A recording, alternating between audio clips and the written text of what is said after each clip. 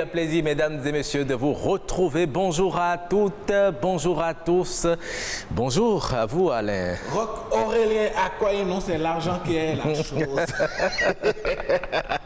Ah oui, parce que... Bon, tel que vous aimez mon nom de famille, bon. Je me dis que non, là, quand l'argent va venir, il faut penser à moi. L'argent est là. Alors que la forme se notait. Oui, il a pleine, hein? Allez, mesdames, messieurs, bonjour à chacun et à tous, bon réveil. Nous espérons que le meilleur est déjà présent chez vous ce matin. Et nous, c'est un plaisir de vous retrouver dans cette émission. Absolument. Et Alain, aujourd'hui, nous parlons d'un sujet assez délicat dans cette émission. Un sujet délicat et difficile à gérer. Lorsque très tôt, l'abcès n'est pas crevé, il s'agit justement, mesdames et messieurs, des conflits entre parents et enfants. Les deux ne se saluent plus, ne se parlent plus, ni l'un ni l'autre ne veut plus savoir quoi que ce soit de la vie de l'autre. Il règne un froid vraiment glacial entre eux. Qu'est-ce qui peut amener ces deux êtres à se comporter ainsi, à développer cette adversité? Qui doit faire le premier pas ou qui fait le premier pas pour la paix?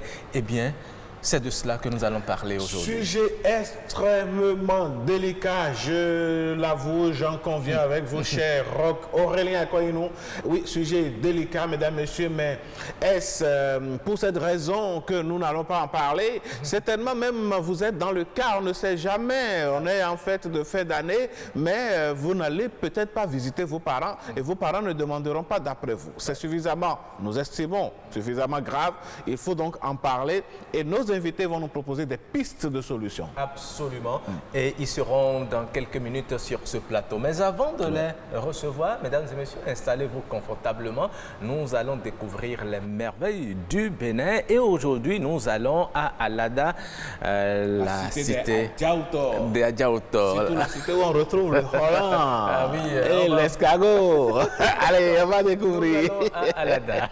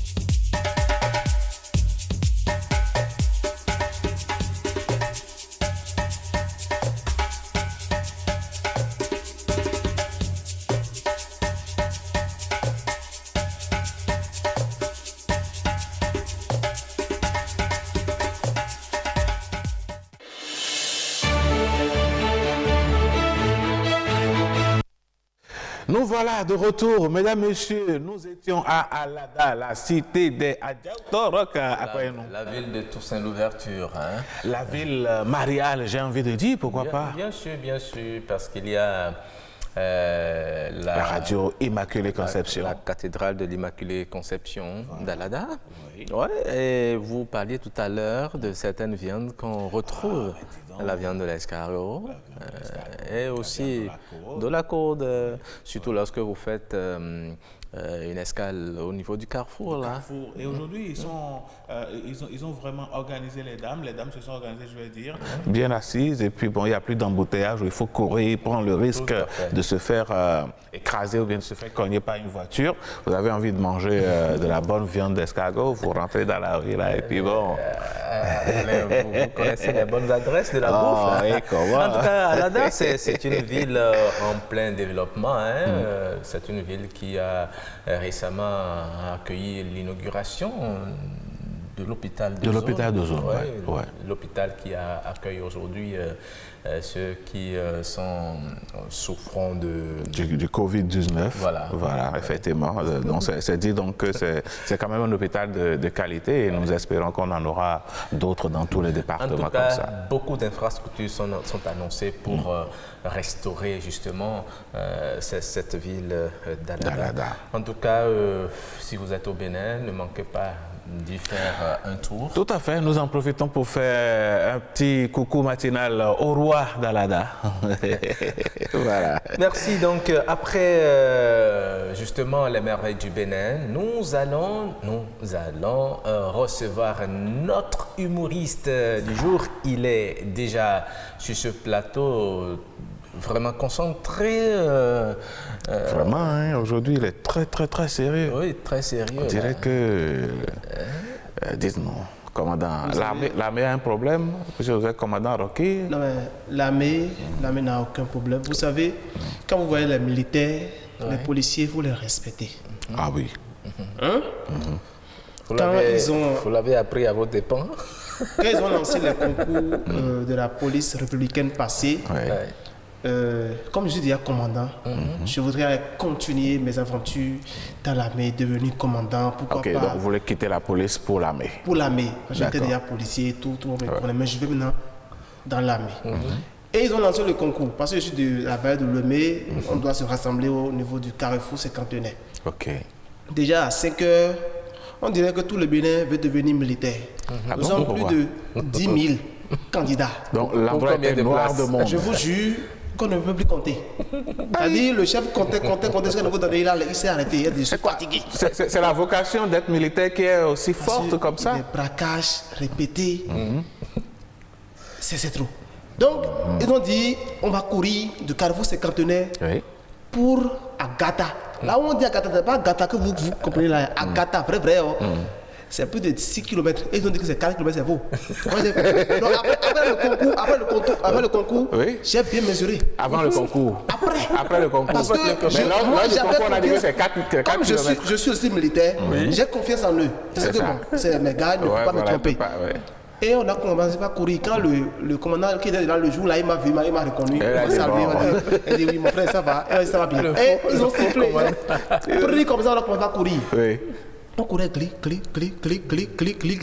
Arrivé au niveau de Carrefour Bodje. Bodje. C'est à Porte-Nouveau. Oui, il y a aussi Bodje à Porte-Nouveau. Il y a Bodje après Cocotomé, certes, dans la commune d'Abo et Calavi. Et à Bodje à Porte-Nouveau aussi. Arrivé là, je n'écoutais plus le bruit de mes pieds. Et je me suis rappelé que ma maman me disait que la corde qui relie la respiration là, c'est une corde vraiment fine. Donc je me suis arrêté. C'est pourquoi le titre commandant que je suis, beaucoup pensent que c'est juste un surnom. Mais si vous vous êtes arrêté sans aller au bout de l'objectif, comment est-ce que vous êtes devenu commandant par le passé? Donc, je vais vous en parler plus tard. Ils ont inventé une machine il n'y a pas longtemps et la machine a été fabriquée en Chine. Et quand une fille est vierge et quand elle passe devant la machine, ça clignote un feu vert comme ça. Mais quand la fille n'est pas vierge, ça clignote genre du feu, comme on fait bliquer comme ça. Ça fait étincelle. Ça fait étincelle comme ça. La machine, on a amené ça au niveau de la télé ici. Ça a attrapé. Quelle télé? La télé. Laquelle télé? B24. C'est quoi? Non. C'est quoi l'objectif? Non, mais écoutez d'abord. Ok, d'accord. Et ça n'a pas attrapé beaucoup de personnes qui... Parce que ce sont des personnes majeures. Ce sont des mères de famille, ce sont des personnes responsables. On a compris. Donc, on a amené ça trompé de terrain. On a amené ça sur le campus. D'accord. La machine a pris feu. Pourquoi? Mais au campus. Il faut vous attraper. Vous allez poser la pied sur le campus. Mais je suis étudiant, je vais toujours sur le campus. Les filles vont vous faire la fête. D'accord. Merci à toi, commandant Rocky. On va se retrouver. Tout ça, c'est de l'humour. Vous avez compris, c'est pour vous faire marrer un peu ce matin. Et c'est comme ça se passe ici. Ah, oui. Alors, juste après l'instant humour, nous allons nous replonger encore dans le rétro musical. Hein? Tout à fait. Notre passé musical, nous le revisitons ce matin, mesdames, messieurs, avec un clip d'anthologie, un clip qui va certainement vous dire quelque chose, même vous faire danser. Voici le clip du jour.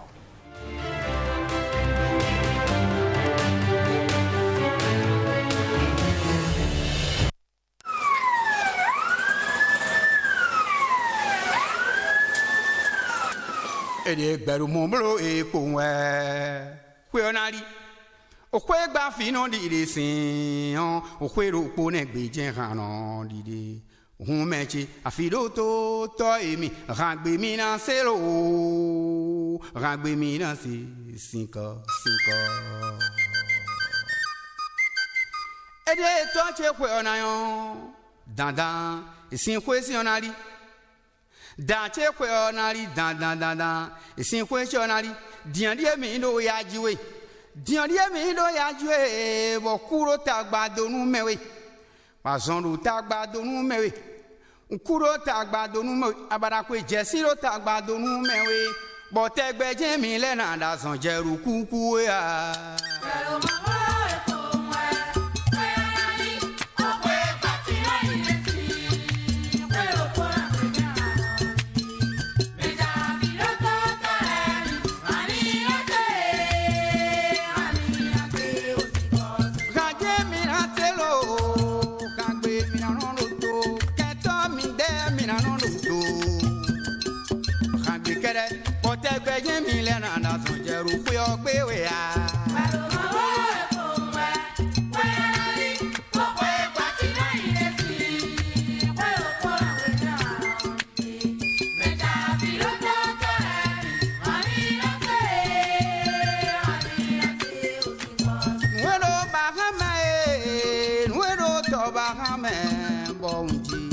Kando moyo imi gbonu ma kwitu itan fún mi ní adutu bẹ̀rẹ̀ sẹ́mi do àkúrú náà gbẹ̀ o sẹ́mi do gbọ́dọ̀ ní wa tó dẹ̀ ní o nu tààtì ìsìnkú gbọ́dọ̀ dandandan ẹnari dàtí pé ọ̀nàrí nkúrò tàgbàdonu mẹ́wẹ́ azɔndu tagbadonu mɛ abarakwe jɛsiŋdo tagbadonu mɛ amu dandan tɔtsi kpe ɔnari diɛndie mi do yadziwe diɛndie mi do yadziwe bɔ azɔndu tagbadonu mɛ nkuro tagbadonu mɛ bɔ abarakwe jɛsiŋdo tagbadonu mɛ ganyɔ abaraji dɔ tɔtsi kpe ɔnari dandan datsi kpe ɔnari mɛgbɛ manɔnɔ alɔdu kpɔdzi dɔ mɛgbɛ manɔnɔ alɔdu kpɔdzi utuɛ. Enayon si kanyon ambaraji da kuchi kwe onari gbẹ̀mí on to de ma wẹ̀yìn si gbẹ̀mí on to de ma wẹ̀yìn eko dori si ẹnu kò dá mi on mẹ́bọ̀ gbẹ̀rù mọ́ bolo ebo kẹtọ́ mi kò jẹnu kò jí ọ̀kanyon ambaraji mọ̀tọ́ ya enayon si nuvu enayon si ayiwu ọgbẹ́ o sẹ́mi tó gbọ́dọ̀ ni mo wá tó dẹ̀ ní ọ́n nu tààjì sinkwe siyon mẹ bí ó nànú fẹ́ kákótó kókó nànú fẹ́ méjàzán nànú jogunjogun ọ̀tẹ̀lẹ̀ náà náà máa sì ó dá ló dàtí pé ọ̀nẹ́ dẹ̀gbẹ́ ńdókwe ní mẹ bí ó nànú fẹ́ kákótó kókó nànú fẹ́ gbẹ̀yọ̀ náà kún pé ọ àìhùn ọ̀gbẹ̀wò náà kún pé ọ nùwé wẹ̀ nkàdọ̀mọ́ òtẹ́gbẹ́jẹ́ mi lẹ́nà àdàsàn jẹ́rù kúkú ràn.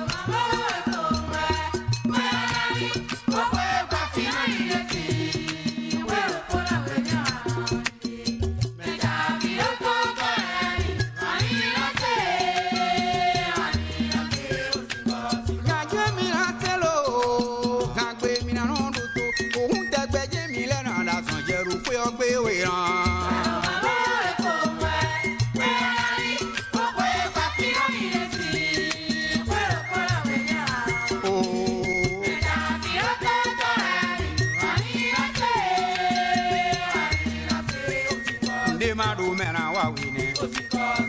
Mena wa wine. Mena jewu. Kumadu mena kumi. Dagui kere mina mo. Chipio ya. Dagui kere. Dagui mina mo. Nde kuru mena wa wu. Dagui kere mina mo me. Nama kwe. Nama bo. Dagui kere. Kuru mena wa wu. Kunano la. Asunano la. Asunano la. Ndi kunsoru mena wa wu. Oh.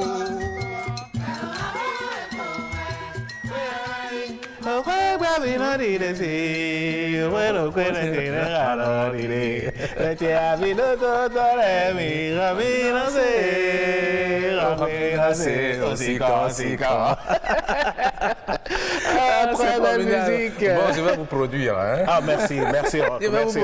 Vous savez très bien chanter, très bien danser également. Comme vous d'ailleurs. Mais vous serez le producteur, moi je serai l'artiste. Tout à fait. Non, c'est une très belle chanson, hein, très philosophique d'ailleurs. Raminant, c'est pour ceux qui ne comprennent pas la langue fon, pour résumer, c'est que la maison d'où proviennent les pleurs, c'est de cette même maison que provient la joie. La tristesse va finir par céder l'espace pour la joie, pour l'allégresse. Et c'est une exhortation à l'espoir que tout est passager dans la vie. Il est vrai que actuellement, aux dernières nouvelles, depuis quelques semaines, l'artiste, certainement sur le poids de l'âge aussi, hein, connaît quelques ennuis de santé. Nous prions le Seigneur, l'Éternel Dieu, de le guérir pour qu'il puisse nous revenir en forme, pourquoi pas, et nous continuer son travail d'artiste. Absolument. Les Ingagnon, c'est un monument de la musique traditionnelle de notre pays. Et c'est du Toba. Ah oui, ah oui. En tout cas, nous allons revenir sur ce clip vers la fin de l'émission et là, nous allons mieux danser. Absolument. Et chanter encore. Là, vous avez promis. Hein? Ah oui, on va essayer de faire quelque chose. Allez, juste après donc, le clip du jour, nous allons installer nos invités pour le plateau de discussion et comme nous avons déjà commencé à vous l'annoncer, nous parlons aujourd'hui d'un sujet à travers lequel beaucoup peuvent se retrouver. C'est l'occasion d'écouter et puis d'opiner. Vous pouvez envoyer des messages et participer à cette émission. Merci beaucoup. Nous parlons aujourd'hui de la discorde entre parents et enfants. Qui doit faire le premier pas lorsque ça ne va pas, lorsque ni l'un ni l'autre ne veut plus se parler? Comment cela va-t-il se passer? Eh bien, c'est de cela que nous allons parler aujourd'hui et nous allons installer nos invités déjà dans ce studio juste après ceci.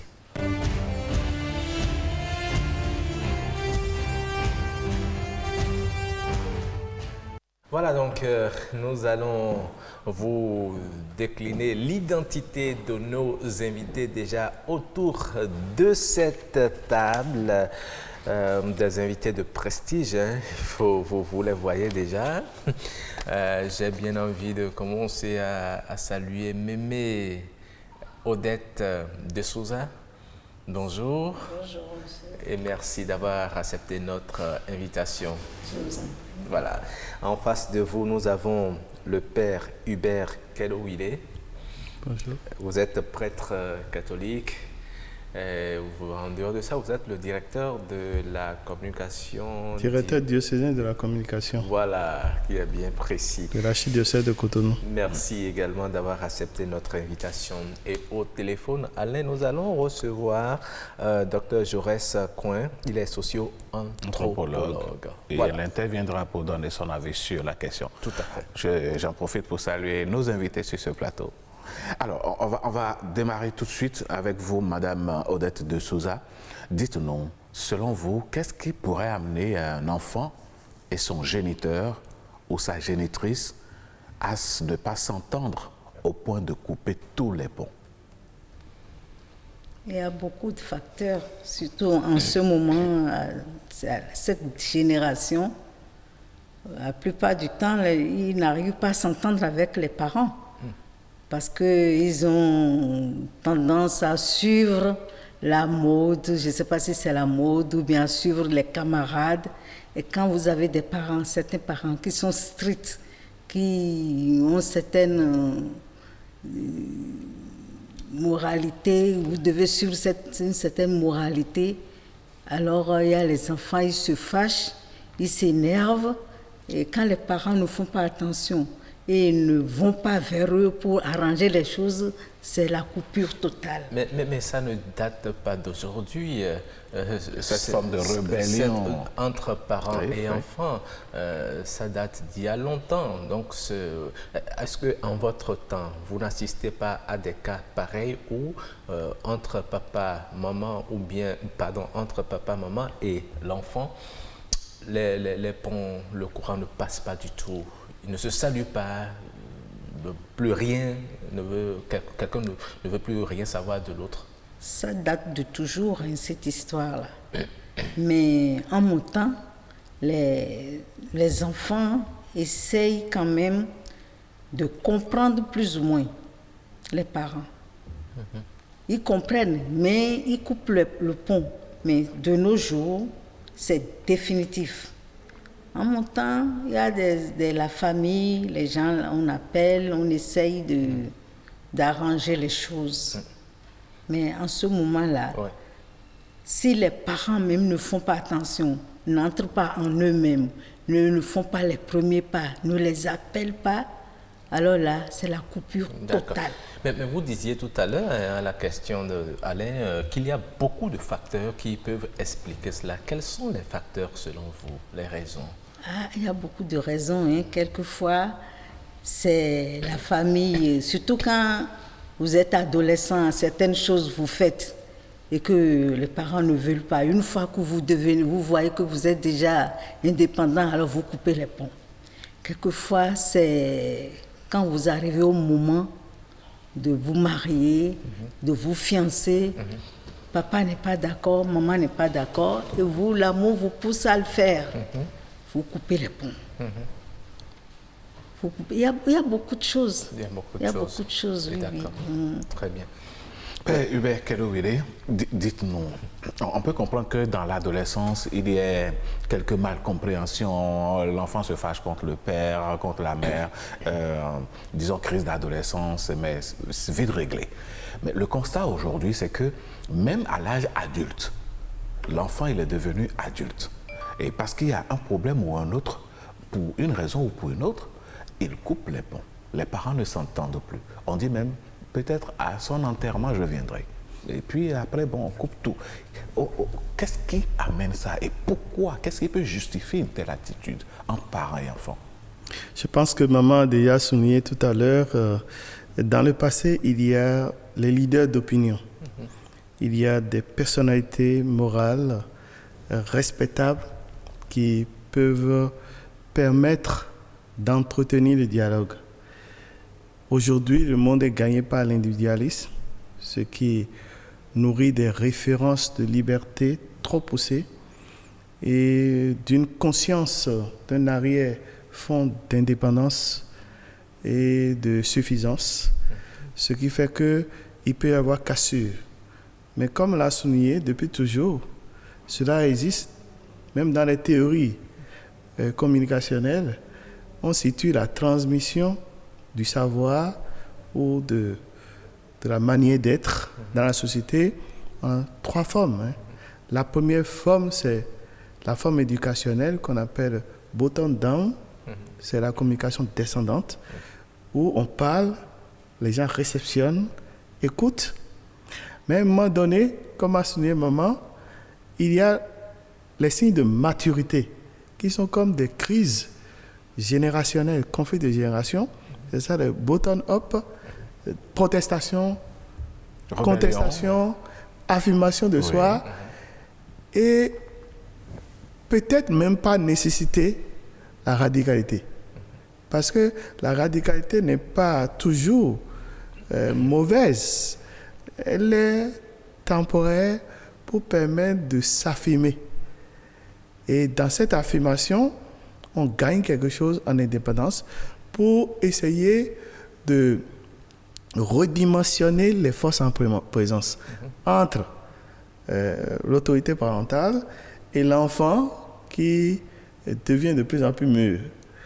Et troisième forme, c'est l'horizontale, c'est-à-dire dans cette protestation, c'est arriver à une communication dialogale où par effet de consensus, de discussion, de la force d'argumentation, on arrive à éveiller la conscience parce que nous ne l'oublions pas.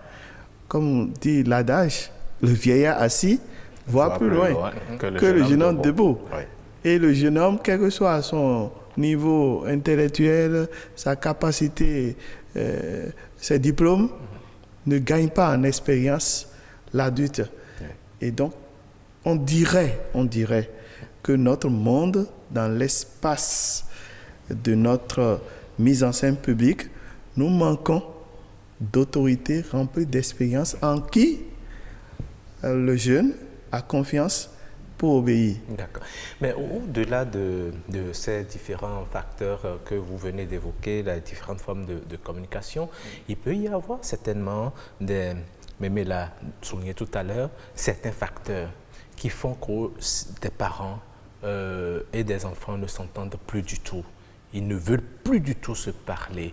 Il naît entre eux une certaine radicalité au point que personne ne veut fléchir et faire le premier pas. Vous êtes un prêtre, vous gérez certainement de ces cas. Quelles sont souvent les causes de ces radicalités? Facteurs religieux, oui. Par exemple. Ah, d'accord. Les parents sont catholiques, les parents sont musulmans, et l'enfant, dans sa jeunesse, tombe amoureux ou amoureuse et choisit l'autre religion. Scandale énorme. Et parfois, cette appartenance religieuse, ça dépend de la religion, amène à la radicalité. À cette option radicale de se séparer des parents. Il y a aussi le facteur politique. Le facteur politique peut amener un enfant à se séparer complètement de ses parents parce qu'aujourd'hui, l'option qu'il a, c'est d'être dans l'opposition ou d'être dans la mouvance. Et donc, du coup, comme les parents ne sont pas d'accord avec cette éthique de leur enfant, eh bien, c'est la radicalité, on ne veut rien entendre. Il y a aussi les facteurs de divorce. Ce que nous rencontrons aussi, un enfant peut être révolté qu'après le divorce ou bien après la mort de leur mère, que le père aille chercher une autre femme pour refaire sa vie. Et l'enfant peut ne pas supporter. L'autre côté aussi également, le cas où la mère est divorcée ou bien la mère est séparée ou la mère est veuve et décide d'amener un autre homme qui discute l'amour avec les enfants. Donc du coup, l'enfant aussi peut se séparer rapidement.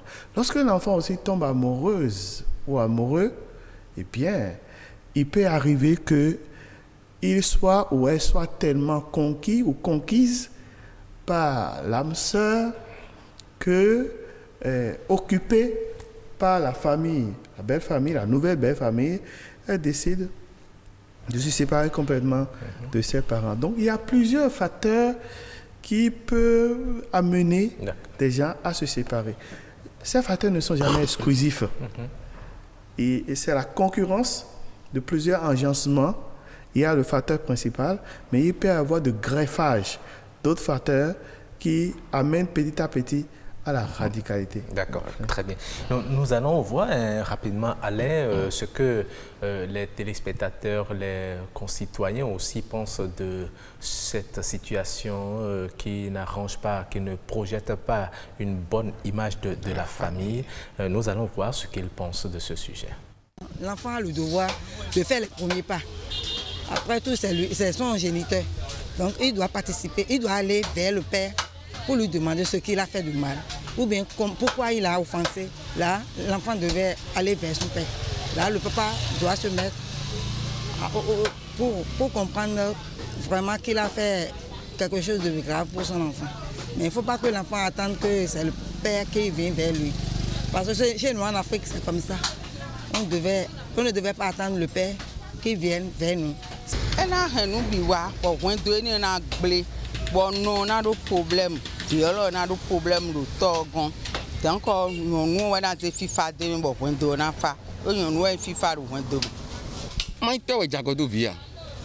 Donc on a eu vu on vite jagodoi mais massi en blé comme vite on a eu gentiment bon mina tijani boado topo vipo body jagodoi vite zekemi asia ntebadi bon blé viodo tout bon nous de amasi khoni ana khoni jouer ni on no viode so na se weton so ke man tote eblo surprise mi bon we no topo do viopo ajije na bodo yeme.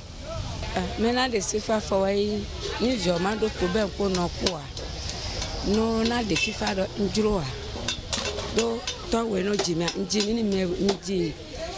ni mewe ya e ya jimi na na uto e du adio enyo no abro to vi na blo ni no abro no to vi na blo ni ma no bonu buwe no ni do teo agbe akale bakala yo to ro je we to ma jiviani mewene lorenjina ntavite na wanu kaka balo ko mesisi do asi ko me do ya mina do wu bo na do yewe na yewe bo boto jia ena do aleto en vilote ikaka ena tuno fide atine wu emi gosi kabi edo ka agbe me gbon edo fide we gbon na mo lo atine wu si emi gosi mele si jen ji won kabi betona do ne kaka wa leko wa ena ne fojo won leko wa en leko atotonde ba tun to ponopo edo no yin sungbe nu na ye to gbeji boy ka yin sungbe na ye ro ino wa leko ba mo lo be mi lo sudo to ma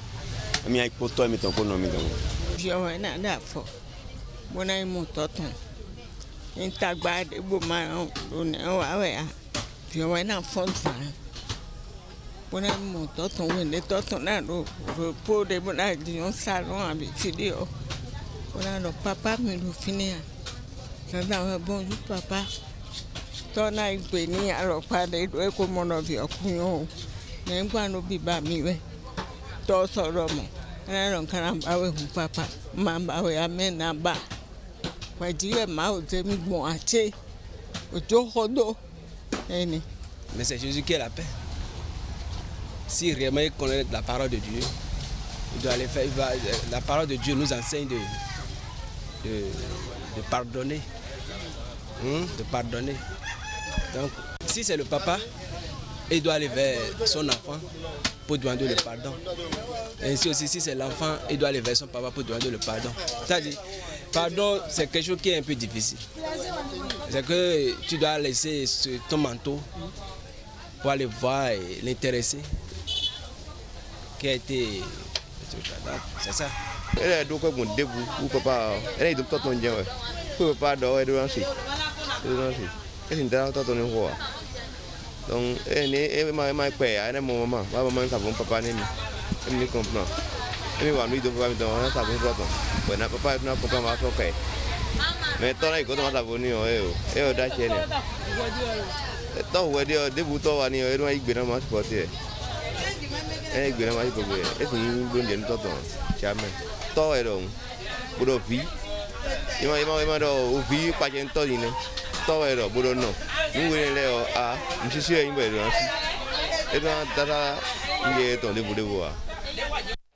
Il arrive, mesdames, messieurs, que d'autres facteurs entrent en ligne de compte, mais avant, nous venons donc de suivre quelques compatriotes qui se sont exprimés sur la question. Madame de Souza, dites-nous, qu'est-ce que vous pensez des interventions de nos compatriotes? Je pense que les uns et les autres, ils ont raison. Mais quand même, en notre temps là maintenant, quand il y a coupure, les jeunes, je parle des jeunes, je ne parle pas des gens qui sont adultes, hein, même les adultes d'ailleurs, quand il y a coupure, ils n'aiment plus faire demi-tour. Maintenant, entre-temps, quand la famille parle aux enfants, ils écoutent. parce qu'il y a les intermédiaires, les gens qui vont intervenir, ils disent va voir papa, va voir maman, excuse-toi, ils écoutent. Maintenant, ils ne veulent plus rien entendre. Oui, mais quand c'est comme ça, est-ce que quelque part vous ne voyez pas que c'est la faute des parents aussi? Parce que nous vivons dans une société où les parents veulent vivre dans leur espace avec leur enfant. On ne va pas chez l'oncle, on ne se porte pas vers la famille. Quand ces situations arrivent, comment faut-il alors solliciter la famille pour que la famille parle, afin que l'enfant écoute, quand on a brisé les liens avec la famille, la grande famille, je vais dire? Oui, vous avez raison, parce que maintenant, il y a l'individualisme. Chacun est de son côté avec ses enfants. Il n'y a plus la grande famille, on ne fréquente plus la grande famille. Entre-temps, bon, quand il y a une fête, tout le monde se rassemble auprès du grand-papa ou de la grand-mère. On est là, on est ensemble. Maintenant, chacun est avec sa petite famille. On vit ensemble, on fait tout ensemble. On ne va plus dans la grande famille. Vous avez raison, c'est ça, surtout ça, qui fait qu'il n'y a plus d'intervention dans les cas de rupture. Mais est-ce que c'est forcément la grande famille élargie qui doit intervenir? Est-ce qu'il n'y a pas d'autres possibilités, d'autres personnes habilitées à intervenir, même si ceux-là ne sont pas de la famille? Oui, quand je dis la grande famille, ce n'est pas la très grande famille, parce que vous, par exemple, maintenant vous avez des enfants, 4 enfants par exemple, et ces enfants ont des enfants. Cette famille-là, là, ce n'est pas la très grande famille, ou bien vos amis, ou bien vous voyez qu'il y a vos enfants-là, c'est celui qui est en rupture avec vous, a des amis, ou considère certains amis à vous, ou bien parrains, marraines, ou bien tuteur. Est-ce que quelque part, le fait de porter le problème au niveau de ceux-là n'aggrave pas, justement. N'aggrave pas la parce que l'enfant va se dire, voilà, ils sont en train de me vilipender partout, voilà. Ça, en ce moment-là, à l'ère où nous sommes là, c'est ce que les enfants disent. Voilà, nous avons ce problème. Et il va dire partout, il va publier ça. Alors là, surtout ça, c'est fini. D'accord. Et vous avez suivi tout à l'heure, la question était de savoir qui fait le premier pas pour le retour de la paix. Les avis étaient partagés. Vous pensez que c'est le parent qui doit faire le premier pas ou bien c'est l'enfant qui fait le premier pas pour la paix? Les deux cas, là, les enfants peuvent faire le premier pas. Et quand toi, parent, c'est toi, tu es parent, et tu vois, il fait tout pour ne pas faire le premier pas, tu vas essayer de l'appeler. Normalement, c'est l'enfant qui doit faire le premier pas. Et lui, il a déjà pris sa position. Et toi, parent, tu réfléchis, tu l'appelles. Tu dis, mon fils, c'est à cause de telle chose que tu ne veux pas. Non, il faut que nous nous entendons, qu'on trouve un terrain d'entente. Si tu essayes que ça ne marche pas, mais tu l'aurais déjà essayé. Parce qu'il y a certains enfants, quand tu les appelles, quand le parent l'appelle, il ne veut même pas aller. Il ne veut même pas aller. D'accord. Alors, Père Hubert Kerouili, moi j'ai envie de vous demander, tout à l'heure vous avez évoqué quelques raisons liées à la religion. Aujourd'hui, il y a un phénomène qui se passe, beaucoup plus accentué aujourd'hui, je vais dire. Ça existait depuis hier. L'enfant va quelque part. L'enfant, parce qu'il rencontre des problèmes existentiels dans la vie, il va quelque part, je ne vais pas nommer de religion, mais il va dans une religion, on lui dit, on a observé, on a consulté, on a vu que c'est ton papa qui est à la base de tes problèmes. Non, on a vu que c'est ta maman qui est à la base de tes problèmes, c'est telle tante ou bien tel membre de la famille. Et la rupture commence à partir de là et s'accentue. La religion qui devait apporter l'unité, l'union et la paix se retrouve alors à la base de la division. Quel est votre avis sur la question? Oui, vous avez raison, je venais d'évoquer ça. Je venais de l'évoquer parce que les religions qui entretiennent une mentalité fétichiste ou des groupes de prière ou associations qui entretiennent cette mentalité de mise en chair et tout le temps il y a danger. C'est ça qui braque les gens. Si on parle d'envoûtement, de sorcellerie, ou bien même la personne a des difficultés à concevoir et on dit « Oh, c'est ta maman ». Rapidement, elle coupe, elle ne veut rien entendre. Et là, il y a blocage psychologique. Je pense que ce travail-là, c'est un travail éducationnel. de l'ensemble de notre peuple. Parce que le peuple béninois, si on veut parler du Bénin, est trop gagné par la peur et la hantise des sorciers. Il n'y a pas tant de sorciers que ça. Et c'est beaucoup plus de problèmes psychologiques qui constituent des blocages.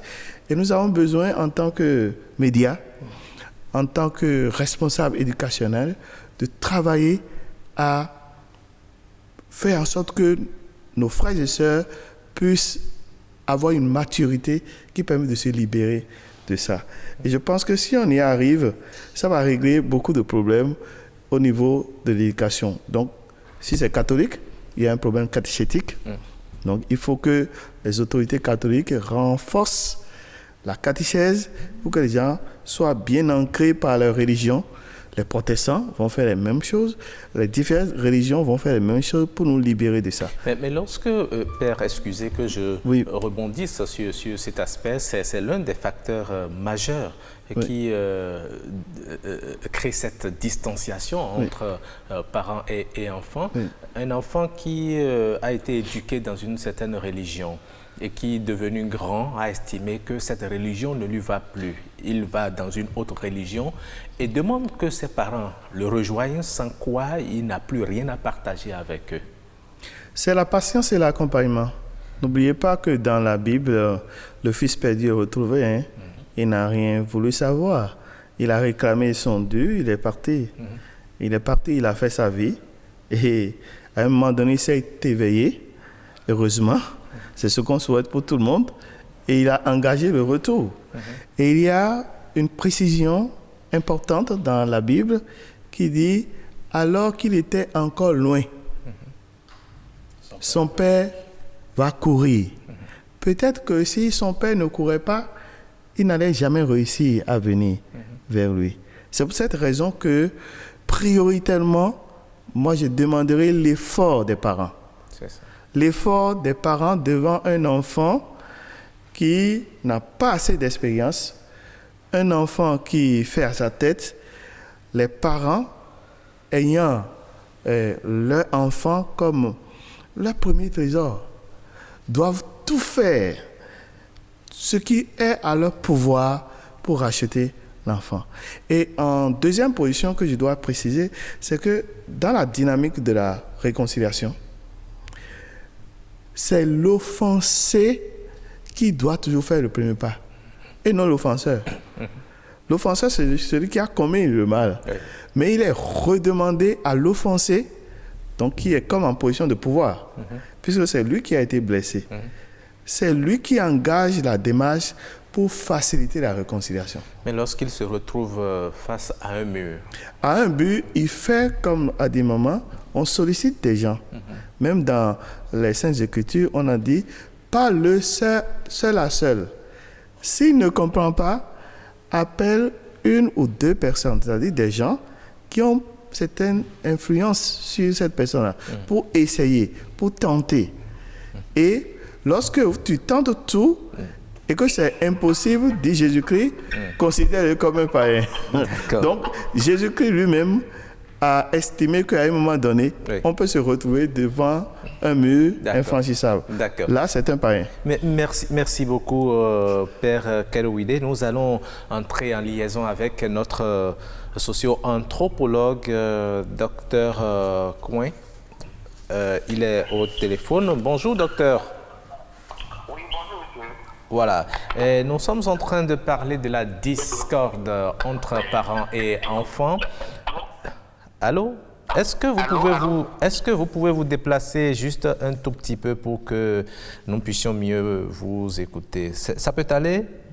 Oui, ça peut aller, oui. D'accord, très bien. Alors, nous parlons aujourd'hui de la discorde entre parents et enfants, des enfants qui ne veulent plus rien entendre, qui ne veulent plus savoir quoi que ce soit du parent et entretiennent ce conflit. C'est un froid glacial qui règne entre eux. En tant que socio-anthropologue, est-ce que vous pouvez nous dire quelles peuvent être les raisons? Oui, merci beaucoup, monsieur le journaliste. La discorde entre parents et enfants rentre dans la catégorie de la déviance sociale. Alors, d'un point de vue sociologique, nous savons que l'éducation joue un rôle indispensable pour la socialisation de l'individu dans la société, dans la paix sociale.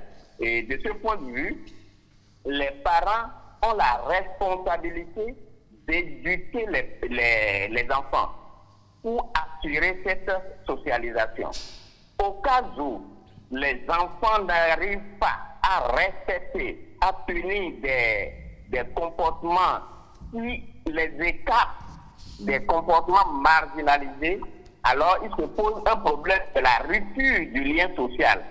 Et donc, l'individu est appelé coûte que coûte à se faire socialiser à travers les thèmes éducationnels donnés par les parents.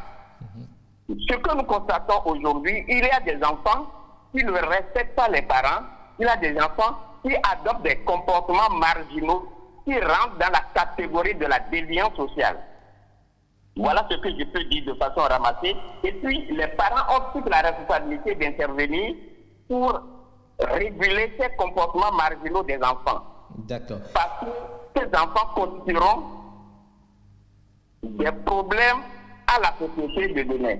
C'est pourquoi, en matière de sociologie, en matière de régulation sociale, en matière de contrôle social, il y a des instruments que les parents utilisent aujourd'hui, que la société utilise aujourd'hui pour réguler les comportements marginaux des enfants qui rentrent en conflit de façon, je ne sais pas, impunément avec leurs parents. D'accord. Vous savez, nous sommes en contexte africain, par exemple, où il est dit le père, il est tout. Dans ce contexte où les deux parents ne s'entendent plus, qui doit faire le premier pas? Vous n'êtes pas sans savoir qu'il y a un adage fond qui dit Tono Sagoa. Est-ce que cette réalité sociologique peut aider à restaurer la paix entre les deux, c'est-à-dire l'enfant et son parent? Alors, dans la Bible, ma petite éducation de chrétien me permet de dire que dans la Bible, il est écrit que l'enfant doit honorer ses parents, son père et sa maman, pour avoir une vie gracieuse. De ce point de vue, que ce soit le papa ou la maman, les parents ont une responsabilité sur l'enfant qui leur doit, je pèse bien mon mot, obéissance, respect. Et donc, lorsque la discorde intervient au sein d'une famille, peu importe la manière, peu importe le parent, soit c'est le papa, en tant que père de famille, qui intervient pour régler le problème, parce qu'il c'est la première autorité familiale dans nos sociétés africaines. Si le parent ne le fait pas, si le papa ne le fait pas, la maman également a une forte responsabilité dans l'éducation des enfants. Donc, la maman également peut intervenir pour corriger l'enfant. Dans certaines cours familiales, il y a ce qu'on appelle Agbata, c'est dans le milieu fond, où on corrige l'enfant qui adopte des comportements déviants. Qu'est-ce que vous mettez dans la correction? C'est le chicoter, lui fait la morale, ou bien qu'est-ce que vous mettez dans corriger? Dans la correction, il y a beaucoup d'instruments. Il y a d'abord la morale qu'on lui fait, mais si l'intéressé est récidiviste, on l'amène à Batare, on l'attache, on le chicote proprement devant les patriarches et ses camarades, pour dire à ses camarades, aux enfants de même âge, voilà, ces comportements-là ne sont pas tolérés dans notre société. D'accord. Alors, Dr. Coin, moi j'aimerais savoir quelles pourraient être les conséquences sur l'enfant qui adopte donc ce jusqu'au-boutisme de ne pas s'entendre avec ses parents. Les conséquences sont nombreuses, mon cher journaliste. Il y a la délinquance, il y a la délinquance juvénile, la délinquance juvénile qui conduit adopter des comportements vraiment, des comportements immoraux, le braquage, par exemple. Ça, c'est les conséquences à long terme. Hein. Mais lorsque c'est un cadre, un adulte, un homme responsable qui travaille quelque part et qui n'est pas exposé à ces braquages auxquels vous faites allusion, quelles peuvent être les conséquences sur sa vie? Sur la vie, il y a des non-dits dans nos sociétés. Il n'est pas conseillé de rentrer en conflit avec ses parents. Donc, il faut se dire la vérité. Parce que les parents, surtout si je prends par exemple la maman, c'est la maman qui garde l'enfant pendant 9 mois. C'est elle qui assure les premiers soins à l'enfant. Donc, si un enfant, quel que soit son âge, a du cadre qui rentre en conflit, il est mieux que ce cadre-là retourne calmement. Sinon, il va commencer par consulter, il va commencer par avoir des problèmes dans sa vie, au niveau de sa propre petite famille, au niveau de ses enfants, au niveau de sa femme, au niveau même de service. Nous sommes en Afrique, vous le savez, vous savez ce dont je parle. D'accord. Et donc, il est nécessaire que nous respections les parents, quel que soit notre âge. D'accord. Merci. Quel que soit ce que nous faisons dans la vie. Merci beaucoup, Dr Jean Jaurès Coin.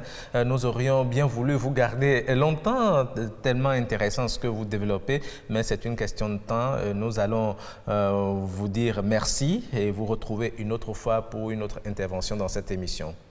C'est moi, monsieur le journaliste, c'est à moi de vous remercier pour l'intérêt que vous accordez à ma petite personne. D'accord. Merci. Bonne journée à vous. Mais à vous pareillement. Voilà, nous revenons sur ce plateau. Père, vous avez entendu le socio-anthropologue qui estime que lorsque l'enfant ne veut pas faire le pas et qu'on n'arrive pas à en trouver un terrain d'entente, il faut amener le problème à Agbassa. Et là-bas, on peut le corriger. Et dans les corrections, il dit s'il faut que l'on le ligote, que l'on le frappe, qu'on le tape correctement pour servir de leçon aux autres, il faut le faire. Est-ce que cela n'aggrave pas la situation? Ça dépend. Et parfois, ça aggrave. J'ai une situation ou plusieurs où ça s'est vraiment aggravé. Parce que n'oublions pas que l'éducation, lorsque maman a pris la parole, madame de Souza, oui, madame de Souza, oui, a pris la parole tout à l'heure, elle a bien parlé de l'éducation. Oui. Avant, c'était la famille, la collectivité et on entourait l'enfant. Aujourd'hui, père, mère, on tente très proche, mais n'oublions pas aussi le monde numérique. Et grâce au monde numérique, et au film où ce qui est pétillant, c'est les intrigues. Et quand on parle des intrigues, on parle des coups bas. Et l'enfant qui est éduqué aussi par ce monde connaît les formes de radicalité. Il connaît comment s'échapper à des prises d'otages psychologiques. Alors du coup, quand il est dedans, que ce soit au niveau de la religion et au niveau des sentiments, oubliez ça. Nous, il faut l'accompagnement, il faut une longue germination de patience des parents pour accompagner l'enfant. Sinon, si on va avec la force aujourd'hui, ça ne fonctionne plus.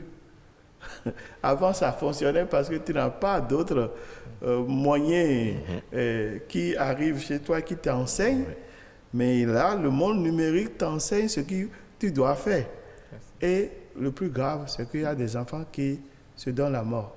Ça se passe au Bénin aussi. Absolument. On pense que ce n'est pas... On frappe des enfants aujourd'hui et ils savent comment se donner la mort. Et il n'y a pas longtemps, on a accompagné pendant longtemps une fille. Et quand les parents ne pouvaient plus, ils ont fait une sorte d'Agbassa là, où des parents sont venus et on a ligoté la fille. On l'a frappée. Et pour elle, la frapper à 22 ans... C'est un affront. C'est un affront. La semaine là, elle a disparu. Hein. Ce qu'on lui a refusé de faire, c'est ça qu'elle est partie faire. Et elle est tombée enceinte du monsieur que vous ne voulez pas. Parce que vous avez pensé que oui, la famille est là, et on a regardé l'arrière-famille, les deux familles ne peuvent pas être ensemble. On a tout fait, on a expliqué. Donc la radicalité, ça ne produit pas grand-chose. Moi, je pense que les parents doivent s'armer de beaucoup de patience, doivent inviter des gens lorsqu'il y a un cas problématique. On n'est pas seul à éduquer son enfant. Il y a peut-être des personnes influentes à côté. On va essayer de faire ce qu'on peut. Si on fait tout ce qu'on peut et que ça ne fonctionne pas, au moins, on a fait son travail. On aura voilà, essayé. On aura essayé. Et je pense qu'en toute chose, il faut essayer pour voir. Si ça ne fonctionne pas, écoutez, la seule chose qui reste pour nous les chrétiens, c'est de prier et de demander au Seigneur de nous devancer et de nous aider à aider notre enfant et à transformer son cœur de pierre en cœur de chair. Je voudrais, si vous voulez, parce que il me semble que le débat est toujours orienté vers les enfants. Mais parfois, c'est le papa. C'est les parents qui décident cette radicalité-là. Pas d'autres choses également. Oui, effectivement, vous avez évoqué les facteurs religieux. Si, par exemple, l'enfant va se marier dans une autre religion et disent, ben oui, c'est une vie, mais... Voilà, c'est ça. Et puis, c'est tout simplement. Comme ça. L'enfant fait tout, et puis c'est... Effectivement, il y a le père ne veut rien entendre. Oui. Rien. Et dans ces conditions, Mémé, qu'est-ce qu'il faut faire? Est-ce qu'il faut laisser la situation ainsi pourrir la vie de la famille, ou bien qu'est-ce qu'il faut faire? Dans ce cas, qu'est-ce qu'on peut faire? Moi, je pense qu'il faut laisser le temps au temps. Parce qu'il y a certains papas, ils sont radicaux. C'est surtout à nous, mamans, d'essayer de les adoucir, de leur parler pour qu'ils reviennent un tout petit peu. Mais quand c'est des gens radicaux, quoi que vous fassiez, ils restent sur leur position. Mais il faut laisser le temps au temps. Quand ils prennent de l'âge, peut-être ils regrettent un tout petit peu, mais ils ne font pas savoir. Et là, on peut aller doucement et essayer de rafistoler. Mais le plus souvent, c'est trop tard. D'accord. Allez, cette émission, mesdames, messieurs, c'est aussi les messages que vous envoyez, vous, internautes. Et Roch, Aurélien Akouenou, nous allons commencer par le tout premier message qui dit concernant ce sujet, moi, je dirais simplement que tout est à la base du dialogue que les deux ont entre eux bien avant que les enfants ne viennent au monde. Cet ego, c'est également cet ego qui crée souvent ces genres de situations quand une fois l'homme et la femme se mettent ensemble et que le dialogue n'est pas au quotidien, les enfants grandissent aussi dans cette atmosphère. Soit c'est le père qui récupère l'enfant, c'est le père et l'enfant s'entendent mieux que la maman. Et là, à la maison est divisée, le contraire aussi arrive des fois. Et si Dieu est dans le foyer, est basé sur la crainte de Dieu, d'un jour à l'autre, un des membres de cette petite famille, ça peut être le père, la mère ou l'enfant, qui en a marre et essaye de conscientiser le foyer, et par la grâce de Dieu, le calme revient au galop. Voilà. Et il dit les inconvénients de ce problème, souvent les enfants deviennent des impolis, volent l'argent des parents et rentrent dans la ville. La fille aussi qui commence une vie de débauche. Et là, c'est la totale. Moi, personnellement, j'ai connu un cas où le fils aîné ne s'entend jamais avec son père jusqu'à ce que le papa décède. Et dans ce cas dont je parle, c'est l'enfant qui a un ego terrible et qui ne qualifie pas à sa juste valeur tout ce que son papa lui faisait et préfère concurrencer avec son père.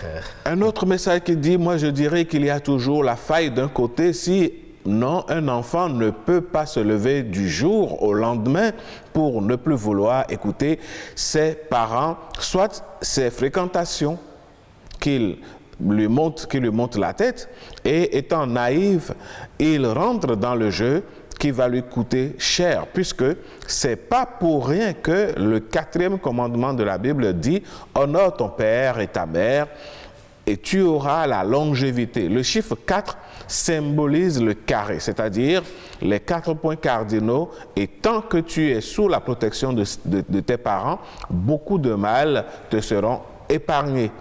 Ce sont donc des enfants gâtés, ça. Quelqu'un d'autre qui dit, ce sont les enfants gâtés, ça. Ils fréquentent des mauvais groupes et dans le mauvais groupe de leur école. Quelqu'un d'autre dit, c'est pour cela que je disais tantôt que ça vient toujours d'un membre de la famille, soit le père, soit la mère, qui manipule facilement leur propre enfant pour se monter les uns contre les autres. Voilà. Et il y a quelqu'un d'autre qui dit, dans certaines familles, on amène l'enfant devant le dard et on l'attache. C'est ce qu'on disait. Pour lui faire les cérémonies. Dans d'autres, ce sont les couviteurs qui sortent par surprise et règlent la situation. Justement, Père Kenouide, moi j'ai envie de vous poser cette question, on va vers la fin certainement, mais quand les parents ne s'entendent pas dans le couple et chacun choisit de manipuler l'enfant pour faire du mal à l'autre. Soit c'est la mère qui parle mal du père à côté de l'enfant, soit c'est le père qui parle mal de la mère à côté de l'enfant et l'un essaie de monter l'enfant contre l'autre. Dans cette atmosphère, c'est l'enfant qui s'attire les malédictions et de la mère et du père sans le savoir. Comment régler ces genres de situations pour que l'harmonie revienne? Ça dépend de l'âge. Ça dépend de l'âge de l'enfant. Et ça dépend aussi de quel accompagnement à ce couple, parce que c'est un couple, à moins qu'ils soient divorcés. S'ils sont séparés avec ce qu'on appelle aujourd'hui garde d'enfant, par rotation, il se passe l'enfant. Donc quand ça vient chez papa, mais papa peut gâter bien l'enfant, l'amener au restaurant, lui montrer qu'il est un bon père. Et puis la maman également fait ce qu'elle peut. Et dans ce cas, c'est très difficile. C'est très difficile de conjuguer les deux bouts. Si on pouvait avoir une alternative d'un tiers qui pourrait éventuellement aider l'enfant à traverser cette période de turbulence, l'enfant, dans ce cas, je pense que maman ne veut pas me contrôler, est victime. Il est victime des deux différences, hélas. Et ça peut porter préjudice à son avenir. Ce serait dommage, mais si on peut trouver une autre alternative, une autre personne tierce pour l'accompagner, là, elle va essayer d'équilibrer les deux. D'accord. Ouais. Merci beaucoup, Père Hubert Kenouide. Merci d'être passé dans cette émission. Je vous laisse aussi 30 secondes pour votre mot de fin, Madame Odette de Souza.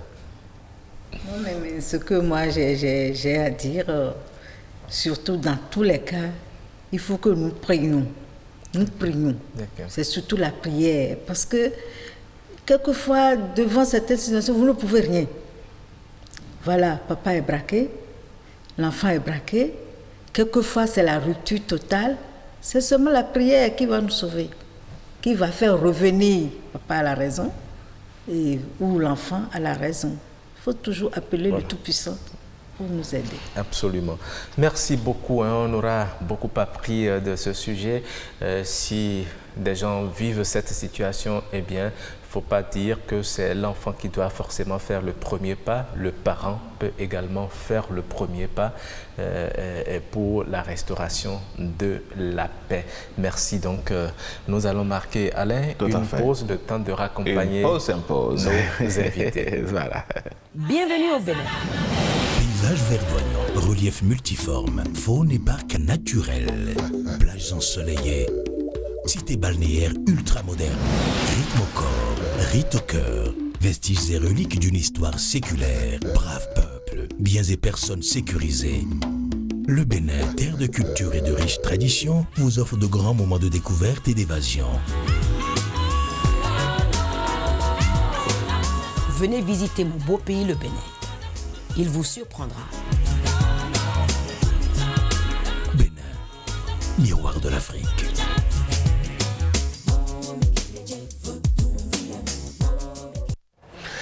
Et oui, le Bénin reste et demeure un pays qui vous accueille les bras ouverts, un pays riche de sa culture. Et parlant justement de culture, mesdames, messieurs, voici ses coutumes.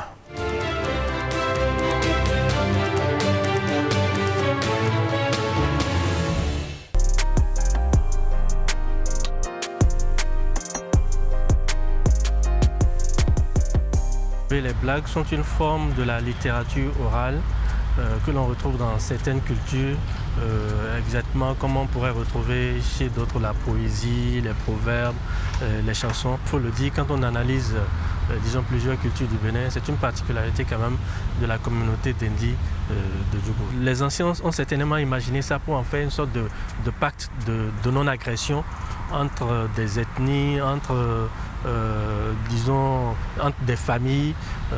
Vous savez, à chaque fois qu'il y a une blague quelque part, en principe, ça détend l'atmosphère. Faire une blague, c'est montrer d'abord, qu'on a la maîtrise de la langue, et deuxièmement, c'est aussi pour détendre l'atmosphère. C'est pour faciliter la communication entre les gens.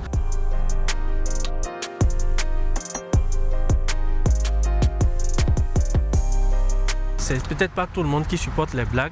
Il y a certaines blagues où on peint en noir des communautés, on se moque d'elles, etc. Donc les blagues qui sont sous forme de dérision ne sont pas toujours supportées par tout le monde. En revanche, les blagues qui sont juste imaginées pour détendre l'atmosphère, qui parfois sont là qui constituent un peu de l'autodérision, se moquer de soi-même, et bien ces blagues-là sont acceptées.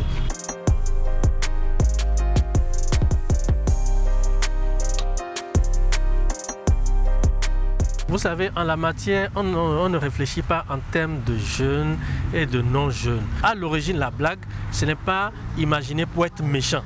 Et ce n'est pas en fonction de son âge qu'on fait une blague. Tout dépend aussi de la nature de la blague. Sinon, en général, la blague n'est pas signe de non-respect de l'aîné. Non. La blague, parfois même, c'est un jeune qui peut faire une blague rien que pour faire rire un aîné, par exemple. Donc ça n'a rien de méchant.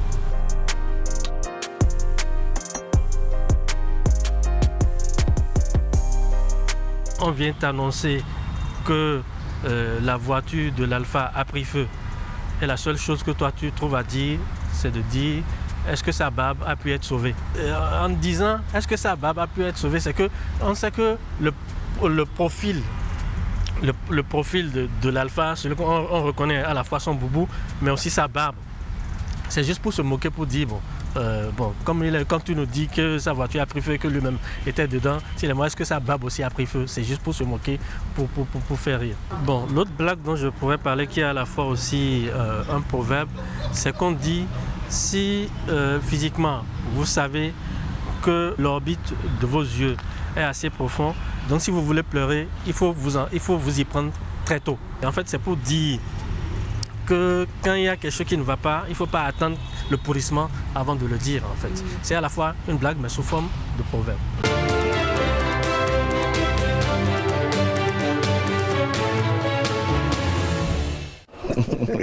Oui, voilà, nous étions en milieu d'Indi pour parler du rôle des blagues. Les blagues, c'est important. Hein? Ah ben oui, très important. Vous savez, nos dirigeants, ou bien nous sommes carrément aujourd'hui, moi j'ai fait la remarque, nous sommes dans une société aujourd'hui où les gens n'ont plus le sens de l'humour. Ouais. Une petite blague et le gars s'énerve. Ouais. Qu'est-ce qui peut expliquer ça, Roch? Bon, beaucoup de choses peuvent expliquer ça. Certainement il était tendu avant que... Parfois, il y a certaines blagues qui interviennent de façon malencontreuse et qui ne devraient pas... Et on parlera de plaisanterie de mauvais goût. Exactement. C'est cela. Donc, il faut aussi savoir lancer les blagues. Oui, bon, ce qui est sûr, c'est pas Roch qui va se fâcher sur ce plateau si je lui fais une blague. En tout cas, moi, je ne me fâche pas. Hein? Je suis fair play. Hein? Ah oui, ce qui n'est pas du tout une blague, mesdames et messieurs, sur ce plateau, c'est justement le prénom africain que nous allons découvrir.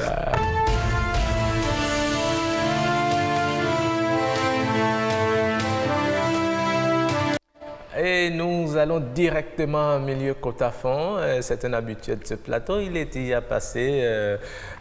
il y a quelques mois. Il y a quelques mois, il est revenu. Monsieur Servec Padono. Oui, il aime bien sourire. Ah, oui, il aime bien les blagues également. C'est son sourire que... Mais monsieur Padono, je vous vois, vous avez voulu faire peur.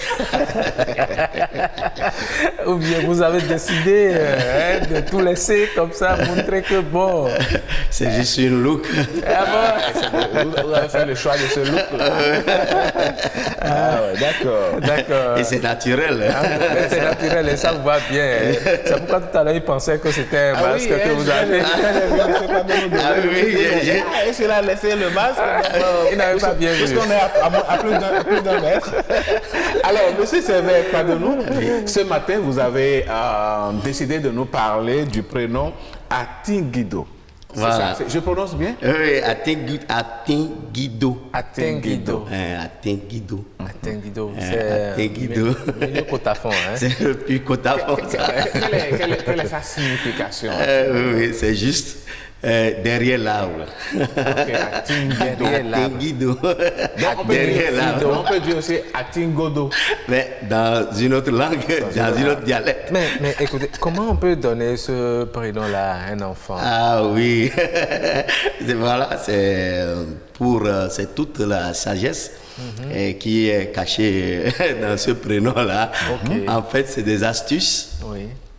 Toujours pour dire aux humains, aux êtres humains sur la terre qu'il vaut mieux se cacher derrière un homme plutôt que d'aller se cacher derrière un arbre.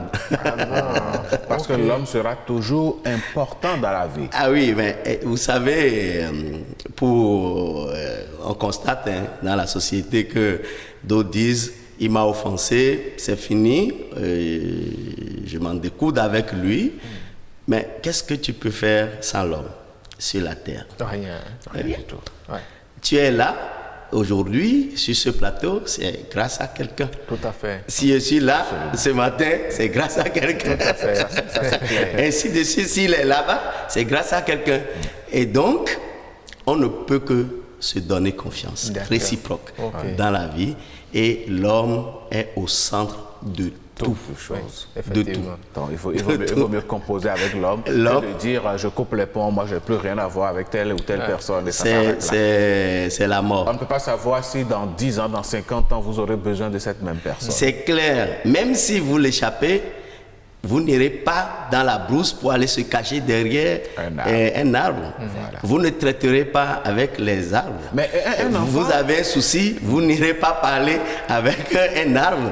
Vous allez toujours amener quelqu'un, vous allez vous adresser toujours à quelqu'un. Ça peut être, je peux dire que vous ne me plaisez pas, mais quelqu'un doit me plaire. C'est ça, clair. Forcément. Et ce quelqu'un sera toujours un humain. Un homme. Mais un enfant qui porte ce prénom, qu'est-ce qui le caractérise? Oh là là c'est le centre de l'intelligentsia du succès, du bonheur, de la réussite, de la prospérité et de la longévité, simplement.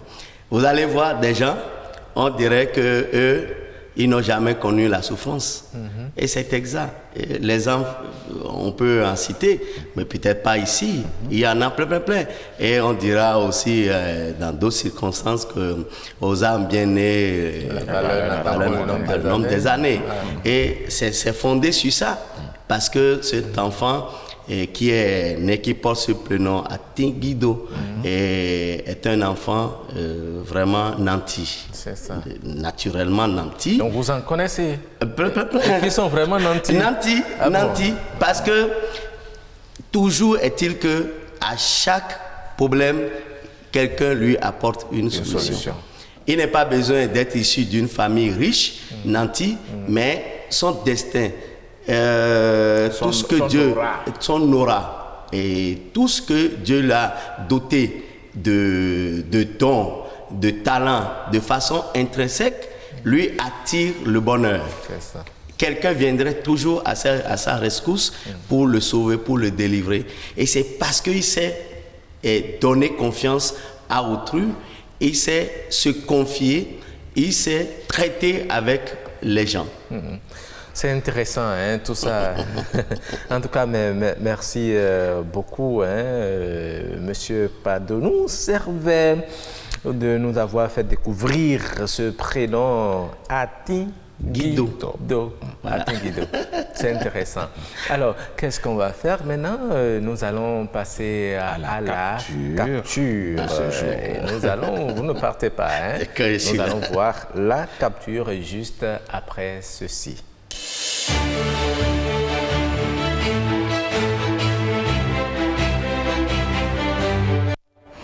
Capture de ce jour, mesdames, messieurs, qu'est-ce que elle nous propose, notre chef d'édition, Fulgencia Ontonji? On est mardi. Vous voyez ça, vous connaissez ça? Dis donc. Et ça ne sort que les jours de fête. Ça, c'est du cassoulet. Ah oui. Le cassoulet, on en a parlé ici, sur ce plateau. Mais voilà, qui arrive donc dans le plat. J'espère que ça ne va pas être que du virtuel, hein, madame Ontonji. Il faudra.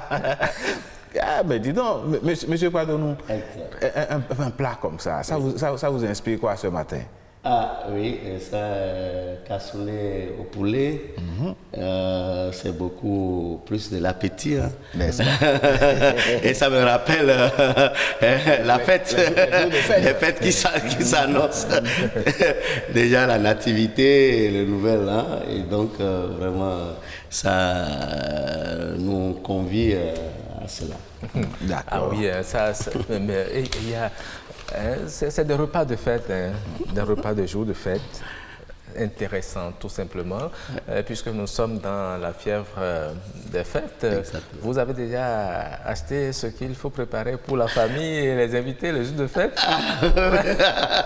Mais vous savez que nous, à un certain âge, on sait toujours comment régler les choses doucement, doucement. Je crois que en ce moment précis, il y a de quoi véritablement à faire la fête, à donner de la joie au cœur des enfants de notre famille. C'est ça. Ah oui, d'accord. C'est intéressant. Merci. Merci beaucoup. Aussi à vous. Et je profite pour saluer toujours le RTV et BB24 avec toute l'équipe jeune.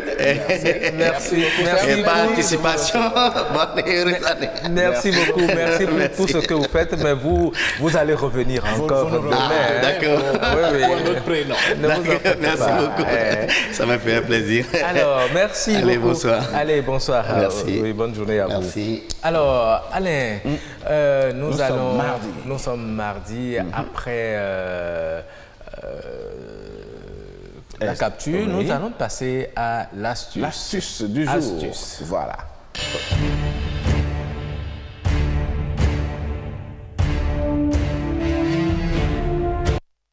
Et voilà, astuce ce matin, mesdames, messieurs, nous allons rock. Ça va vous intéresser. Ah oui, ça c'est clair. Oui. Parce que ce dont on va parler, personne n'y échappe en réalité. Franchement. Ou bien très peu de personnes échappent à cela. Lorsque le portable est plein.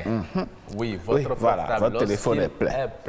Oui. Il n'y a plus d'espace. Il n'y a plus d'espace. Que faut-il faire? Parfois, ça se plante. Qu'est-ce qu'il faut faire pour gérer l'espace? Il y a des astuces. Vous voyez des gens qui tapent le téléphone, ça ne décroche plus. Voilà. Comment je fais? Qu'est-ce qu'il faut faire? On va vous montrer comment allez-y avec se passe. Quelques petites astuces. D'accord. Juste 3 et après nous allons revenir un autre jour pour ça. D'accord. Oui. Alors, mesdames, messieurs, lorsque votre téléphone est plein, il faut, pour la première observation déjà, vous devez vous rendre dans vos paramètres, puis dans stockage. Et puis, sur votre téléphone là, vous devriez avoir un bilan complet de l'état de votre mémoire, ainsi que la liste des éléments prenant le plus de place sur le stockage, parce que toutes les applications, tous les éléments ne prennent pas de l'espace. Alors, lorsque vous allez donc sur cet espace et que vous voyez ce qui prend plus d'espace, vous commencez par désinstaller des applications ou vider le cache des applications. Les applications fonctionnent de telle sorte que même quand vous les désinstallez, il y a des résidus de leur activité qui continuent donc de rester sur votre téléphone. Bien souvent, les éléments les plus gourmands dans un téléphone sont les applications que l'on y télécharge. Toujours dans les paramètres, rendez-vous dans le menu dédié à la gestion des applications, sélectionnez les plus volumineux ou celles dont vous ne vous servez plus complètement, désinstallez-les. Si vous avez acheté une application, vous pourrez la télécharger de nouveau depuis Play Store sans avoir à le repayer. Alors, il y a des gens qui ont des applications qu'ils n'utilisent pas, on installe pour installer, et puis on n'utilise pas pendant 1 mois, 2 mois, 3 mois. Il faut les désinstaller. Voilà, il faut les désinstaller, il faut juste et puis vous allez vous rendre compte que votre téléphone respire mieux. Pour les autres applications, vous pouvez également choisir de nettoyer le cache afin de libérer de l'espace. Certains smartphones disposent d'une application permettant d'automatiser le processus. On ne va pas donner de marque ici pour ne pas faire donc de la publicité. Je n'ai pas envie que la direction des relations publiques me tape sur le doigt. En tout cas, moi, je ne suis pas dedans.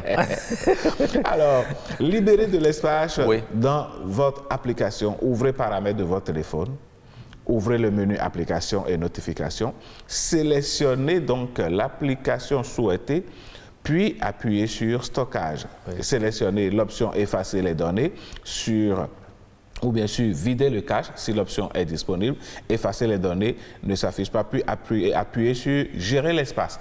Vous aurez donc géré de l'espace. Allez, comme vous l'avez demandé, on va s'arrêter là. On va s'arrêter là si pour aujourd'hui par rapport aux astuces. Mettre ça en application. Ils vont constater que leur téléphone va respirer. Voilà. Et ça va plus chauffer, comme ça chauffe tout le temps. Et ça ne va plus ramer. Voilà, ça ne va plus ramer. Tranquille. C'est ça. Merci beaucoup, Alain. C'est moi, toujours un plaisir. Entre-temps, il nous a rejoint, commandant Rocky. Commandant Rocky, le commandant qui... Le faux commandant. Le commandant... Qui n'a pas pu courir 4 km. Le commandant dont on ne voit jamais les galons. Ah ouais? Parlant des téléphones, j'ai aussi des conseils à donner à ceux qui utilisent de l'Internet. À chaque fois, ils se demandent comment ils vont se faire payer, comment ils vont payer des forfaits et tout. Il y a un conseil très pratique. Alors, je demande aux téléspectateurs de prendre quoi noter. Un bic bleu, surtout, et une feuille. Ça peut aller, s'il vous plaît? Avec un bic noir, ça peut aller. Là. Oui, bic noir ou bic rouge. Alors, vous écrivez très bien après moi. Vous enlevez votre batterie du téléphone. Et quand vous enlevez ça, vous enlevez la carte SIM. Si vous avez la carte SIM, si vous avez des armoires à la maison, vous ouvrez l'armoire. Vous mettez la batterie d'un côté, la SIM d'un côté, le téléphone de l'autre côté. Vous fermez l'armoire et vous cherchez quelque chose à faire. Parce que le téléphone n'est pas facile. Pour faire aussi, c'est pas facile. Comme ça vous évite de ne plus acheter de crédit, de ne plus acheter du forfait, rien du tout. Pour éviter le problème. Alors, pour finir rapidement. Mais ce conseil-là n'est pas adressé à tout le monde. Aujourd'hui, Internet est utilisé pour faire du travail, pour travailler. Mais si tu sais que tu n'as pas les moyens pour t'acheter du forfait, il faut ranger. C'est vrai. C'est vrai en plus. Il y a des gens qui se privent de manger. Mais qui s'arrangent pour trouver l'argent de forfait. Et ce sont eux qui sont tout le temps. Dès qu'il n'a pas de forfait, ils deviennent malades. Ils deviennent malades. Et tout à l'heure, vous aviez parlé de la blague, et que c'est juste pour tout taquiner, pas forcément pour parler au sérieux, pour taquiner. Je vais taquiner un peu un côté, si vous le mettez bien. Il y a quelques moments où les catholiques étaient en carême.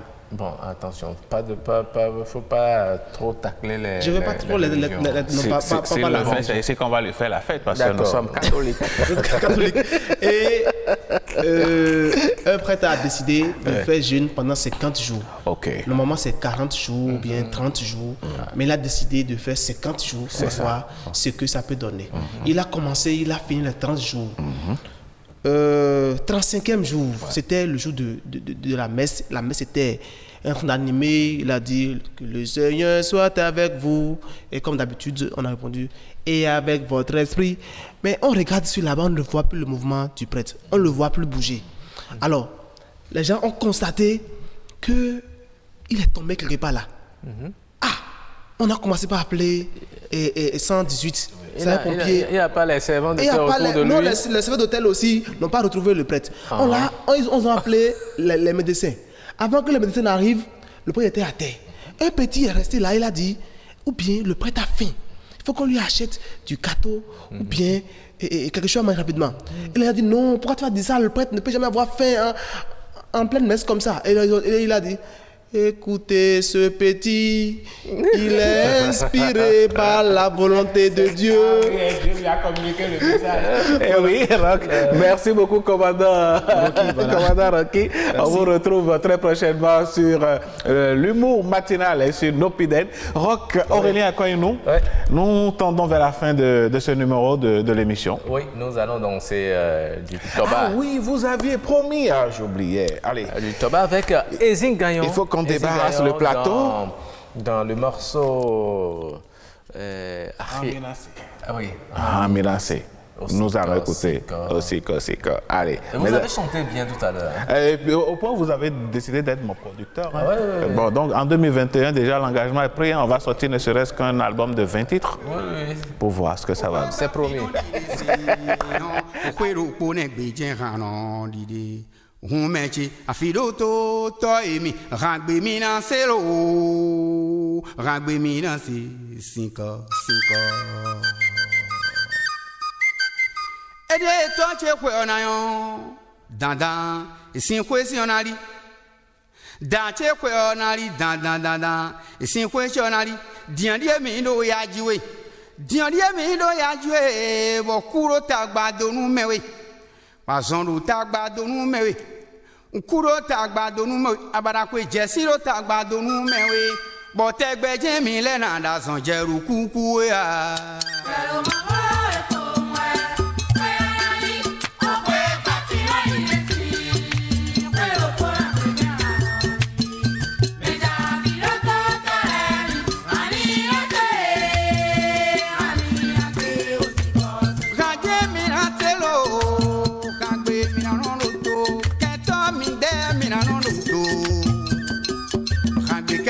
Botegbe mi le nanda zanjeru pe ogbe we ya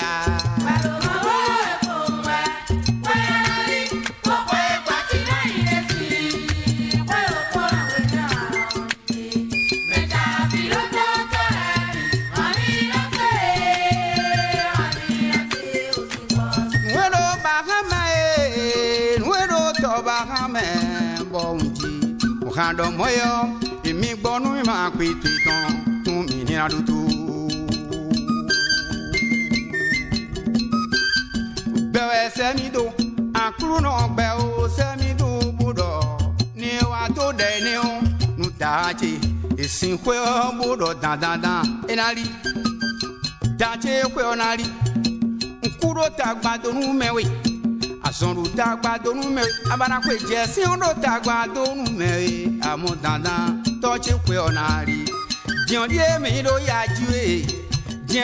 do yajiwe bo Azondu tagbado nu mewe Nkuro tagbado nu mewe bo Abarakwe jesi do tagbado nu mewe Kanyon ambarajiro tochi kwe onari Dada dachi kwe onari Megbe manono Alodu poji do megbe manono Alodu poji utuwe Enayonsi kanyon ambaraji da kuchi kwe onari Gbeme on to de mawe yinsi Gbeme on to de mawe yin Eko dori se no kuda mi on membo Ugberu mon bro ebo kento mi kuje nu koji o kanyon ambaraji Moton ya Enayonsi Nuvu enayonsi Ayiwu ogbe o semi do buro Ni mo ado de ne on nu daje sin kwe sin on me bi o na no fe kakodo goko na no fe me jazon na no jogun o tele no na ma si o da lo da che kwe one degbe ndo kwe ne me bi o na no fe kakodo goko na no fe gbe o na kun kwe o ai hun gbe o na kun kwe o nu ewe nkadomo o tegbe je mi le nanda zanjeru kuku eran